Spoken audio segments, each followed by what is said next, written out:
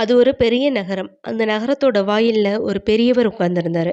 அந்த பெரியவரோட வேலை என்னன்னா, அந்த ஊருக்கு புதுசா வர யாரையும் அந்த ஊருக்குள்ள விசாரிச்சுட்டு தான் அனுமதிக்கணும். இதுதான் அந்த பெரியவரோட வேலை. ஒரு நாள் இப்படி உட்கார்ந்துட்டு இருந்தப்போ, ஒரு வாலிபன் ஒருத்தன் குதிரையில வந்தான். அந்த வாலிபன் இந்த பெரியவர்கிட்ட வந்து, "ஐயா, இந்த ஊர் மக்கள் எப்படின்னு?" கேட்டாரு. அதுக்கு இந்த பெரியவரோ, "ஏன்பா, ஏதாவது வியாபாரம் எதுவும் பண்ணணுமான்னு?" கேட்டாரு. அதுக்கு அந்த புதிய நபரோ, எங்க ஊர் பக்கத்துல தான் இருக்கு. எங்க ஊர் ரொம்ப மோசமான ஊர். அங்க உள்ள மக்கள் எல்லாம் ரொம்ப மோசமானவங்க. அதான் இந்த ஊர்ல வந்து குடியேறலாம்னு பார்க்குறேன் அப்படின்னு சொன்னான். அதுக்கு இந்த பெரியவரோ, இல்லப்பா, இந்த ஊரு உங்க ஊரோட மோசமானது. இங்க இருக்க மக்கள் எப்போதுமே ஜாதி, இனம், மதம், மொழின்னு சண்டை போட்டுக்கிட்டே தான் இருப்பாங்க. நீ ஏன் நிம்மதிய தேடி வர்ற? அதனால நீ இந்த ஊருக்கு வர வேண்டாம். வேற எங்கேயாவது போயிடுன்னு சொன்னாரு. சரின்னு அந்த குதிரையில வந்தவனும் வேற ஊர பார்த்து கிளம்பிட்டான். கொஞ்ச நேரம் கழிச்சு இன்னொருத்தரும் வந்தாரு.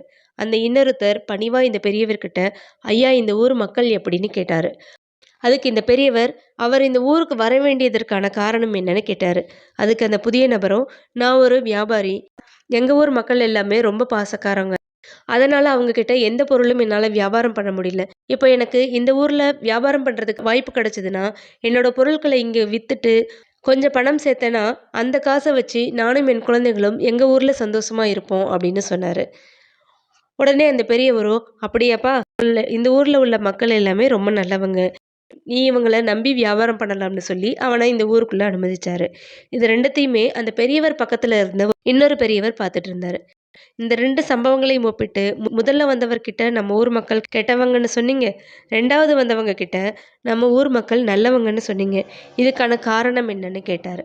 அதுக்கு அந்த பெரியவரும், இந்த உலகம்ன்றது கண்ணாடி மாதிரி. நாம என்ன நெனச்சு பார்க்குறோமோ, அதே மாதிரி தான் இந்த உலகம் நமக்கு தெரியும். முதல்ல வந்தவனோ அவங்க ஊர் மக்களையே தப்பா நினைக்கக்கூடியவன். சொந்த ஊர் மக்களையே தப்பா நினைக்கக்கூடியவன், மத்த ஊர் மக்களையும் தப்பா தான் நினைப்பான்.